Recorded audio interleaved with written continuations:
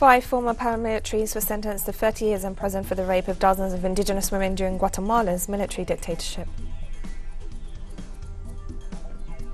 The Deputy Chairman of Russia's Federation Council Committee on Foreign Affairs stressed that the United States is plotting a provocation to push the Ukrainian government into a conflict with Moscow. The Economic Community of West African States said in a statement on Tuesday that Burkina Faso's ousted President Roch Kabore resigned under threat, intimidation and pressure from the military.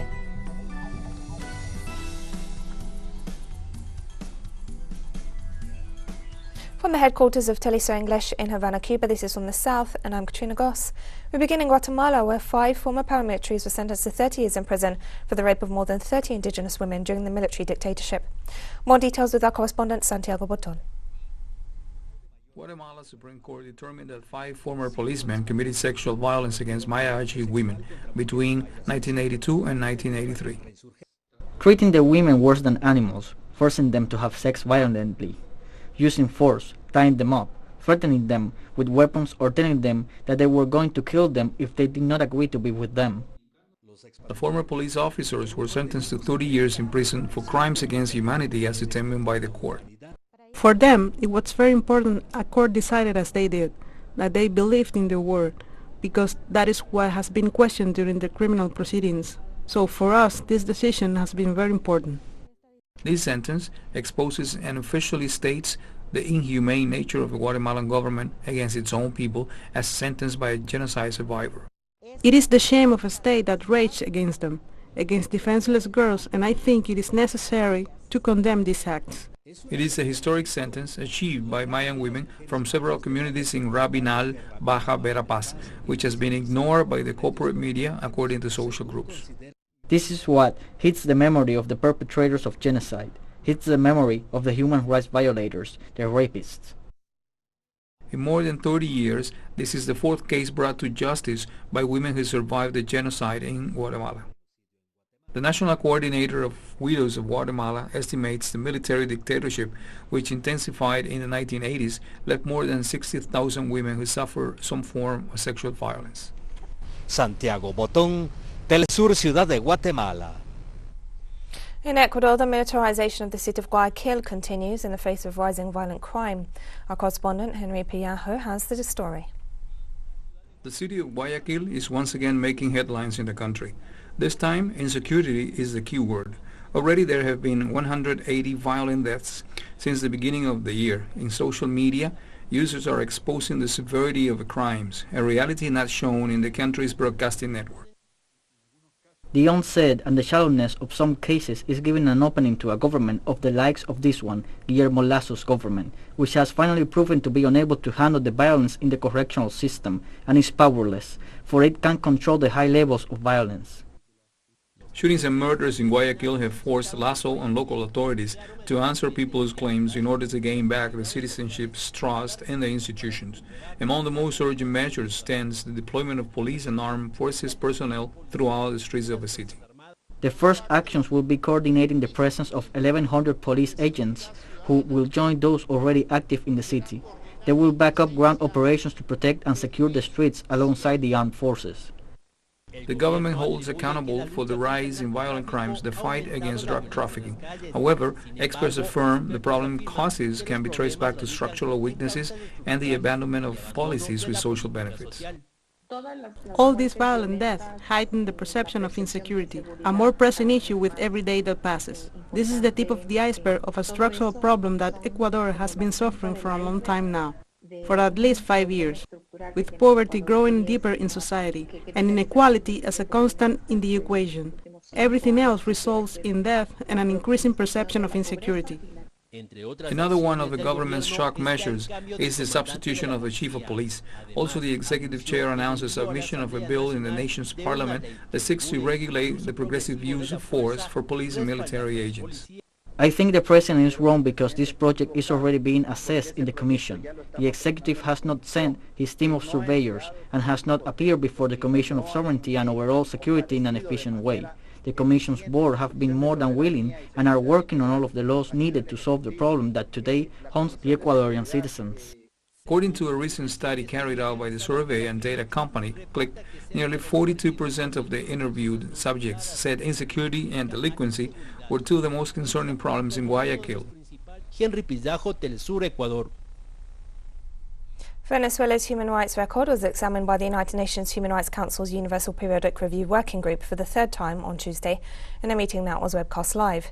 The 40th session of the Universal Periodic Review was originally scheduled to be held in November 2021, but was postponed due to COVID-19 measures.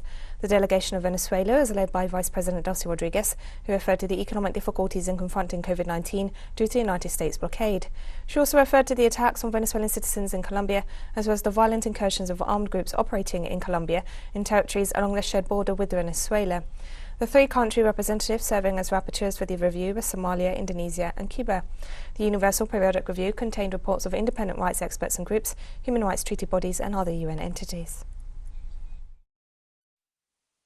Humanity still hasn't understood that either we move forward together to a solution or we will continue to remain divided. Another thing, against the global context, we have the third UPR. In addition to the inequality and the accumulation of wealth, we have seen an increase in violence over the past number of years. Is this the context within which we can see the enjoyment of human rights, not just in Venezuela, but in countries of the world which have been impacted by war and conflict? And one of the most serious problems that humanity is facing, of course, is the threat to the environment. And as part of a statement to the United Nations Human Rights Council's Universal Periodic Review, the Venezuelan Vice President emphasized that the government's goal is to uphold the human rights of all Venezuelans. Our goal is always, of course, to uphold the human rights of the Venezuelan people. Now, we're talking about our country's heroic resistance, and today I must say that in these 5 years, since 2016 and 2022, Venezuela, at the end of the last quarter of 2021, saw a growth in its GDP of 7.7%. This is a demonstration of our people's ability, of the belief that we are a good people, we're a peaceful people, and a generous people. Trade between China and Latin America and the Caribbean reached a new high last year despite the impacts of the COVID-19 pandemic. According to China's General Administration of Customs, the total value of trade between China and the Latin American and Caribbean region reached more than $450 billion in 2021, representing an increase of 41.1% over the previous year. Exports from Latin America to China reached a value of more than $222 billion, an increase of 31.4%. According to experts, the upturn in exports is a sign of economic recovery despite the impact of the pandemic. China remains the region's second largest trading partner.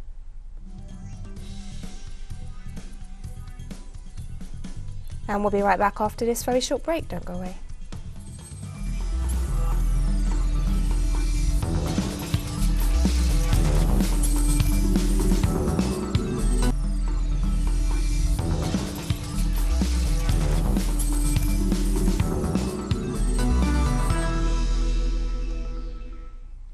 Welcome back to From the South. The Deputy Chairman of Russia's Federation Council Committee on Foreign Affairs said on Tuesday that the United States is plotting a provocation to push the Ukrainian government into a conflict with Moscow in Donbass. Vladimir Dashabarov stressed that Washington's steps, such as the evacuation of diplomatic personnel and their families from Kiev, as well as recommendations for its citizens not to travel to Ukraine under the pretext of an imminent Russian invasion, are aimed at provoking a crisis in the Eastern European nation. The Russian senator recalled that the Pentagon announced it will send more than 8,000 US military personnel to Europe to strengthen the North Atlantic Treaty Organization as the tensions continue to escalate. Russia responded by moving troops within its own territory near the Ukrainian border, which the West described as a step towards a possible invasion, despite the fact that British, Canadian and US troops are already stationed in Ukraine.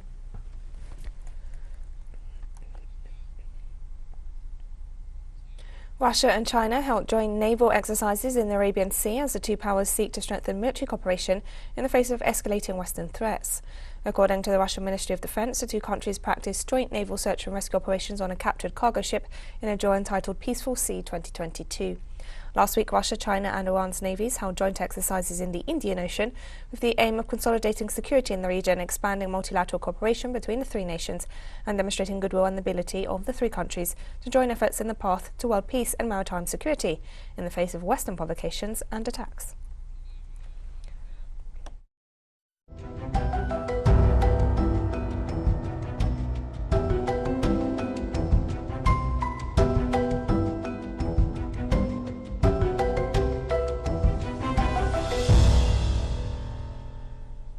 Rescue crews scrambled to free around 300 drivers trapped on a major highway that runs across the Greek capital Athens on Tuesday as the country saw major snowfall.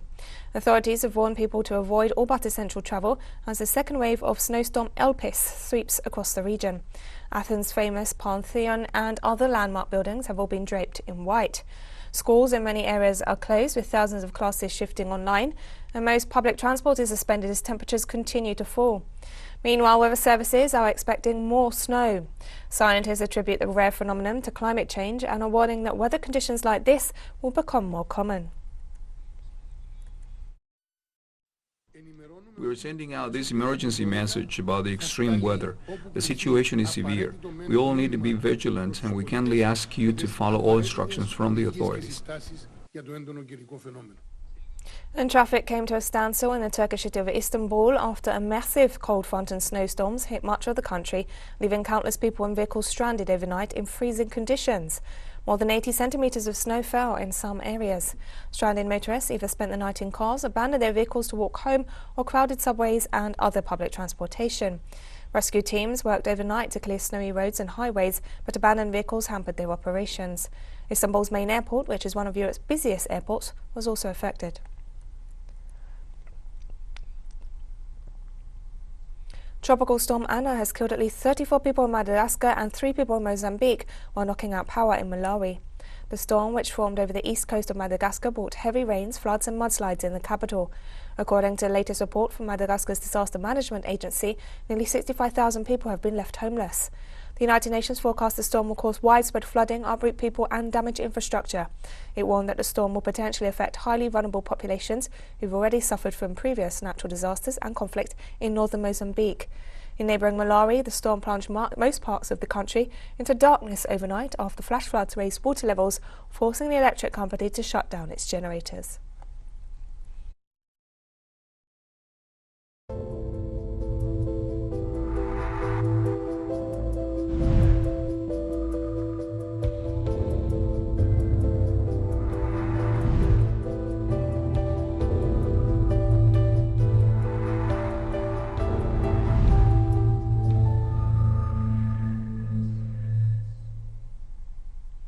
China's President Xi Jinping met with the head of the International Olympic Committee, Thomas Bach, as the country prepares to host the Winter Olympics in the midst of Western attacks. China, where the coronavirus first emerged, has maintained a strict zero-COVID policy that includes mass testing and snap lockdowns in response to the slightest hint of an outbreak, a policy that has proven to be extremely successful in containing the virus. Most visitors from abroad must quarantine for multiple weeks, but different rules are in place for the Olympics.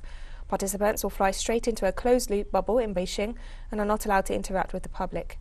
The Chinese head of state is expected to meet various world leaders and dignitaries during the Olympics, despite being clouded by a diplomatic boycott by several Western countries, which in reality has little meaning. China hopes to make the Games another triumph.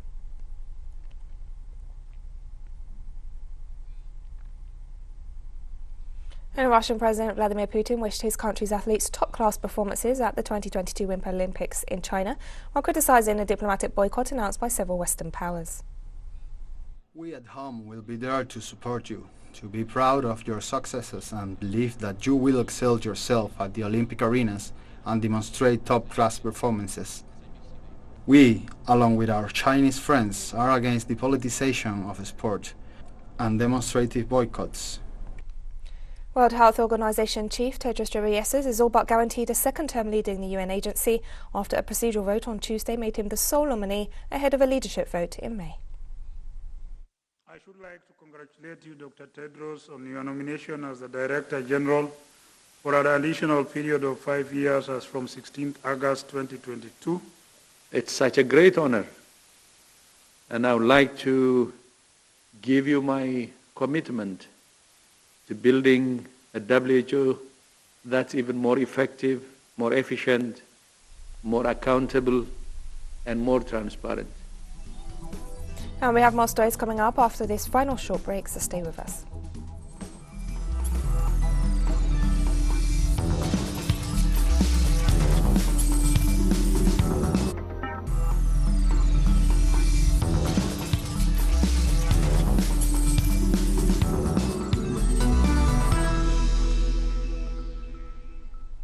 Welcome back to From the South. The Economic Community of West African States said in a statement on Tuesday that Burkina Faso's ousted President Roch Kabore had resigned under threat, intimidation and pressure from the military. In a handwritten letter addressed to Lieutenant Colonel Paul-Henri Sandaogo Damiba, who led the coup as president of the Patriotic Movement for Safeguarding and Restoration, Kabore said he was resigning in the best interest of the nation. After soldiers rose up at several barracks on Sunday, news of the arrest of the president emerged on Monday before a group of soldiers appeared on state television to declare that they were in control of the country. The government and National Assembly were dissolved and the constitution suspended, they said, as they also announced an overnight curfew. And supporters of Burkina Faso's new ruling junta rallied on Tuesday as France and the United Nations condemned the West African country's latest coup. Officers detained President Roch Marc Christian Kabore on Monday amid deepening anger at his handling of an insurgency that has killed thousands and displaced millions across the Sahel region. The country now lies in the hands of the Patriotic Movement for Preservation and Restoration, a group of soldiers led by Lieutenant Colonel Paul-Henri Sandaogo Damiba. I'm here this morning to support Damiba, to support him in his transition to life, because he has relieved me. I am tired of crying. Our villages are occupied. We have had thousands of displaced people. Too many of our soldiers have died, which is why the whole of Burkina has been crying, and finally Damiba has come to relieve us. We are very, very happy because the Burkina army has taken its responsibility. This is what we have been asking for a long time. They have assumed their responsibility and we are proud of them. And we will fight with them. If they have to go to the front, they can count on the youth of Burkina Faso. We are ready to defend our nation now. The Syrian government on Tuesday called on UN mechanisms and other international humanitarian agencies to increase aid to thousands of displaced families in the northeastern city of Al-Hasakeh. Authorities in Damascus issued the request during an emergency meeting at the Foreign Ministry. The meeting was attended by a range of organizations operating in Syria to learn about the humanitarian situation in the area. The executive attributed the crisis to the multiple attacks perpetrated by the terrorist group Daesh, in addition to the bombings by the United States forces and their allies. Official figures indicate that the escalating violence has forced more than 1,500 families to flee their homes.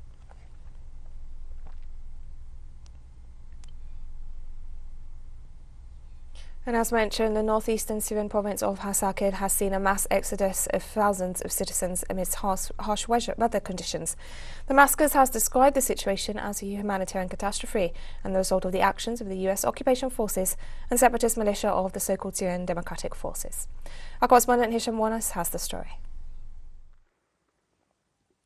The clashes are taking place amid heavy bombings by fighter jets of the so-called International Coalition led by Washington for the supposed fight against Daesh in the Gura neighborhood of the provincial capital of Hasakeh, on the perimeter of the industrial high school converted by the pro-US separatist militia, the Syrian Democratic Forces, into the Al-Sina prison, which houses more than 5,000 Daesh terrorists and which was taken over by the prisoners and from which dozens escaped.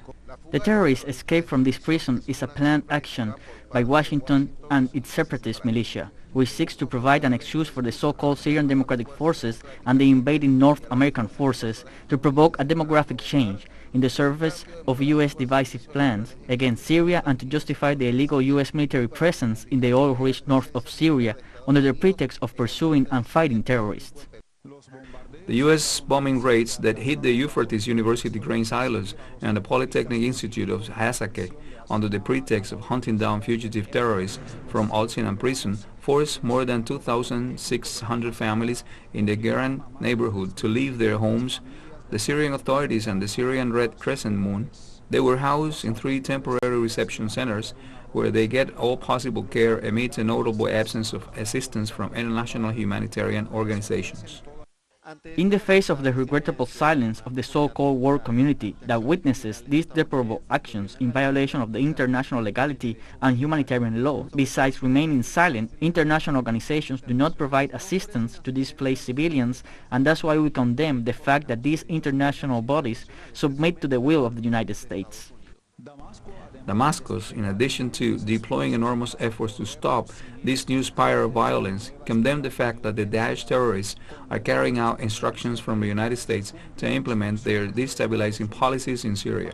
It also described the actions of the U.S. forces and the Syrian Democratic Forces militia as war crimes and crimes against humanity, and asked the UN Security Council for an immediate response to confront this new humanitarian catastrophe before it gets worse. Hisham Wannous, Telesur, Damascus, Syria. And we've come to the end of this news brief, but remember you can find these and many other stories on our website at telesurenglish.net. You can also follow us on social media for all the latest news. We're on Facebook, Twitter, Instagram and Telegram. For Telesu English, I'm Katrina Goss. Thank you for watching.